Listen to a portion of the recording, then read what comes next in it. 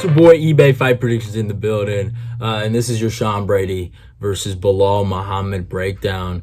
I love this fucking fight. I really, really do love this fight. This is basically kind of like a number one contender fight for Belal Muhammad. I think genuinely he does deserve a title shot if he gets the win here, but you never know with the UFC. It's the same way I would feel about Beneil Dariush versus Gamrot. Y'all know me. It's just I think what is fair, and but I don't know. Belal, it's a risky fight. It really is. There's a lot of risky fights here. But I feel like a lot of people are talking about how Peter Yan is taking one of the bigger risks on this pay-per-view. But I truly believe it's Belal Muhammad. Belal Muhammad's on a really crazy win streak lately. And he's beaten a lot of good guys. He beat Vicente Luque, which hasn't aged the best for him necessarily. But still, the time he did it, top 5 guy. He proved he was a top 5 guy. And yeah, he kind of shut up a lot of people. And he's been on this kind of like shutting people up tour. And I don't know if he can keep doing it. As much as I respect the fact that he's done this for a minute and how long he's done it for, I think it ends here, sadly. This kind of does remind me of the Blonde Brunson run where you're like, wow, oh my God. But then when things start coming into perspective, like, oh, Darren Till came like super fucking fat. Right? Even though Brunson, I picked Brunson in that fight, and he shocked everyone. He shut a lot of people up, but still, there's aspects of that fight, and then Cannonier came out of nowhere, and I was a fool. I picked Brunson to go beat Cannonier, and I paid the ultimate price. I learned my mistake there, and I don't think I'm going to do it here. Sean Brady is a legit contender, and I think a lot of people are kind of judging him based on that last performance to be bad. I think Chiesa is just a really good fucking fighter, and I think he deserves a pass for that, real talk. And I think there were some physical things that played a factor into that fight, especially the nose being busted up, right? Him having to breathe throughout his mouth, but also the reach and all that kind of stuff. But yeah, obviously, let's get to the stats, though. I know I've talked enough about fucking the aspect of this fight and the story of this fight, but I love the fight, though. It's fucking phenomenal. It's a great fight. I really do think it should be on the fucking main card. It's insane they have Caitlin Chukagian on the fucking main card over those guys. I would take that as a slap to the fucking face. But yeah, Belal Muhammad at number 5 and Sean Brady at number 8. So Sean Brady's obviously getting probably the biggest push of his career. And yeah, obviously, let's look at the stats. Belal Muhammad comes with a record of 21-3. Is fighting out of, I think, Chicago. I don't know if he's still fighting out of there. Age 34, so this is the last chance for Belal, man. 34. He's right at his prime. He got a height of 5'11 and reaches 72. Sean Brady comes with a record of 15-0, undefeated. Fights out of Philadelphia, age 29, coming into his prime. A height of 5'10 and reaches 72.5. So you see, here's the thing. I made a point about the reach, right, with the Chiesa fight with Sean Brady, if you peeped it, because everyone's going to act like Chiesa's striking is god-awful. Back in the day, it kind of was. If you watch the Beneil Dariush Chiesa fight, his striking was pretty bad. But since then, he's actually really, really improved to a competent level. And he's a long dude. He uses that jab really decently. Obviously, against most fighters, he's going to grapple. But in the matchup with Sean Brady, he used his jab effectively. And I don't think Sean Brady has bad striking. I actually think his hands are actually kind of decent, and his movement, I think he might be a little chinny, though. There is that aspect of the fight that does go into it, but I do think he might be a little chinny. But when you're talking about technical striking, I don't think he's that bad. I actually think his boxing's pretty decent, and I think it doesn't matter how good of a boxer you are, or doesn't matter how good you are at striking, when you are met up with a fighter that maybe just as good technically as you, but just have a longer arms and just a longer reach, basically, it's actually really hard to deal with that. And I think that's what happened with Brady. I think the aspects of his nose being busted up, the reach, and obviously Chiesa being really good. I think a lot of people are going to get mad about me saying that, but Chiesa's a good fighter, man. He has a win over Rafael dos Anjos.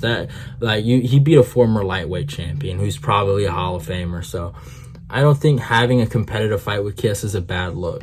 But besides that, another thing I love about this matchup is that these guys we're supposed to fight each other a while back, actually, if you guys remember that COVID area. And then I think it was Belal Muhammad that got injured, and he just didn't fight Sean Brady, or I think Sean Brady got hurt or something like that.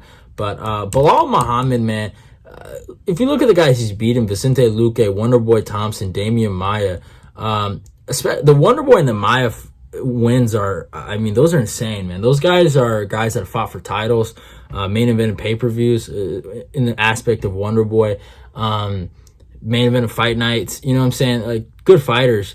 And for him to have those kind of wins over those guys, it's actually kind of great for him, and yeah, obviously those guys are past their prime, in my humble opinion, especially Damian Maia. The Wonder Boy thing, I don't know. I know some people like to say that, but I kind of give it to Belal. And Belal did better than Gilbert Burns, if you're being honest. That was a clinic he put on Wonder Boy. And he almost finished him in the first round. It was really crazy. He had that performance against Leon Edwards with the eye poke, but I thought he was about to get knocked the fuck out. So he saved himself. He beat Diego Lima, beat Lyman Good. In this fight, another fight I look at where I tell people focus on this one. He almost lost this fight, almost got stopped. He beat Lyman Good based on activity, but that was about it. Then he has that win over Curtis Blinder. Curtis doesn't know how to spell wrestling, so I'm not impressed by that. He lost to Jeff Neal. Another fight I tell people to actually really pay attention to. The takedown defense of Jeff Neal was a big factor of why he won. It wasn't really the power necessarily. Yeah, that did impact the fight, but because he was able to stuff a lot of Belal's takedowns, he really won that fight based on that, and he kind of just neutralized Belal. If you can hurt Belal badly, right, and then stuff his takedowns, he really doesn't have anything besides output and wrestling. That's all he has, is output and wrestling and cardio. He's a good fighter. He knows how to win. He has wins over Randy Brown, Jordan Means, Tim Means, like good guys. Like legit lost to Alan Jovan back in the day.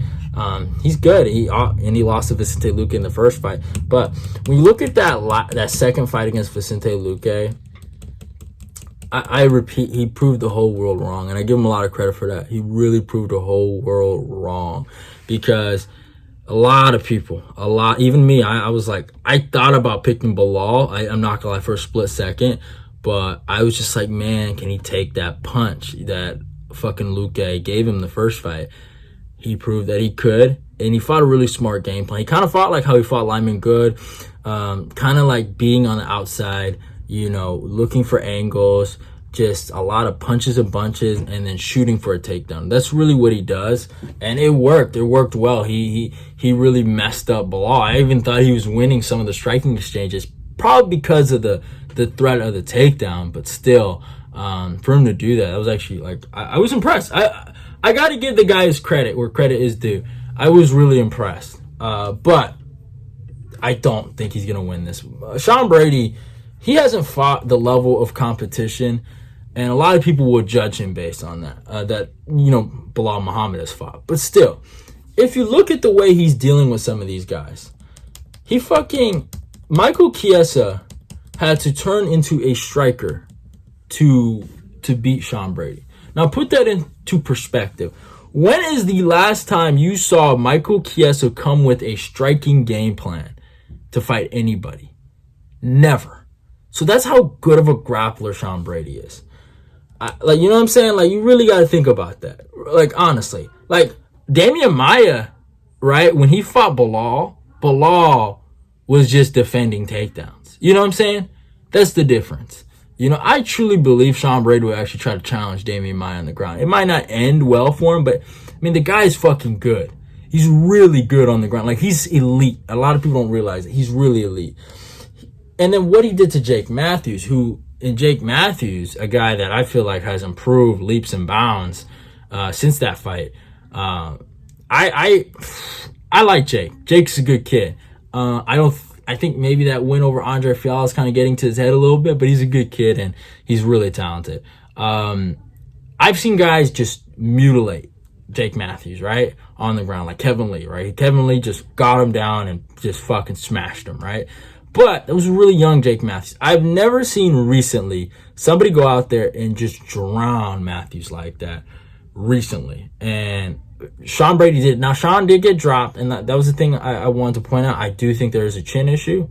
I truly believe that. I don't think he can take the best punch in the world, but he did get dropped. And yeah, he overcame it and broke Matthews, and Matthews is, I know some people are like, wow, Matthews boxing, but like, he used to grapple a lot more than people remember. He's a good grappler, and fucking Brady made him look like a fucking white belt, and that's the level. Christian Aguilera, I mean, obviously Aguilera is like, hasn't done a damn thing in the UFC, but he went out there and mutilated him too. He's fucking destroying these guys he should be destroying. And that's the thing about this guy. Obviously, as I went over Court McGee, which is kind of okay. Like, Court's like, he's a winner, but at the same time, he doesn't win every fight, right? But yeah, obviously you can see there's a difference in resume. But when you talk about overall talent, Sean Brady has talented written all over him. Belal Muhammad just doesn't. Belal Muhammad has grinder written all over him. Underdog, proving people wrong. Like, that's the thing that Belal does. Sean Brady has prospect. And I know he lost some hype after the Chiesa fight, but let's not forget how we felt about the kid when we first saw him. I thought, and I'll stand by this, I was like, this guy could probably challenge Khamzat Chimaev in the grappling. And there was a reason why Chimaev ain't say his name until the Chiesa fight, in my opinion. But, and I'm not saying he's scared of him. No man is scared of another man if you're fighting in that octagon, but I'm just being honest. He wasn't saying his name until the holes were showing in his game, right? But fucking Sean Brady is a good fighter. And yeah, maybe Belal might have a striking edge, and I know Belal's working with Khabib, and that's all fine and dandy. But Sean Brady, and inshallah, we trust. Okay? Listen here. Alhamdulillah. We trust in Sean Brady, brother. Brady is going to drown him. I just think he's the better grappler. And that's what it comes down to. And the striking thing that people are going to make a big deal out of, it's because of the reach. And Belal doesn't have that crazy reach. He's not going to put that jab on him. He might have a slight striking experience advantage because he's had more fights, but I don't think he's the better boxer out of the two. And I actually think Sean has better kicks than Belal, and I just think Sean's better. And I think a lot of people just have to accept that. Sean's just better. He hasn't proven it against the greatest resistance, but Michael Chiesa is a legit dude in that division. I know Chiesa lost to Vicente Luque. I get that. But that was one of the greatest all-time flukes I've ever fucking seen in my life. Chiesa got caught. That fight doesn't end up like that 10 out of 10 times, and I would die with that on my grave. But besides that, I think Sean Brady actually wins this fight by third round submission. I just think Sean's better. That's just, I could be wrong, and I'll look like a fool, and I'm okay with that. But I'm rocking with Sean Brady over Belal Muhammad. And yeah, hope you guys enjoyed the breakdown. Love y'all, and goodbye. Your boy eBay is out of here.